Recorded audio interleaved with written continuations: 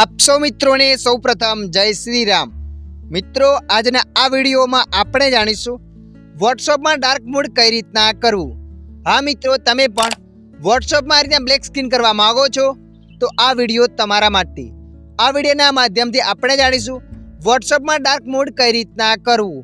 તો ચાલો આપણે વિડીયો પર આગળ વધીએ। સૌપ્રથમ તમારા મોબાઈલમાં વોટ્સઅપ એપને ઓપન કરી લેવાની છે। જેવા તમે વોટ્સઅપ એપને ઓપન કરશો એટલે મિત્રો આગળ આવું પેજ આવશે। વોટ્સઅપમાં ડાર્ક મોડ કરવા માટે અહીંયા તમારે ઉપર 3 ડોટ પર ક્લિક કરી લેવાનું છે। 3 ડોટ પર ક્લિક કર્યા પછી આગળ આવું પેજ આવશે। તો મિત્રો અહીંયા તમારે સેટિંગ પર ક્લિક કરી લેવાનું છે। જેવા તમે સેટિંગ પર ક્લિક કરશો એટલે મિત્રો અહીંયા ઘણા બધા ઓપ્શનો બતાવશે। તો મિત્રો અહીંયા તમારે નંબર 5 પર ક્લિક કરવાનું છે, ચેટ। તો આપણે અહીંયા ચેટ પર ક્લિક કરી દઈએ છીએ। ચેટ પર ક્લિક કર્યા પછી આગળ આવું પેજ આવશે। તો મિત્રો અહીંયા તમારે થીમ્સ પર ક્લિક કરી દેવાનું છે।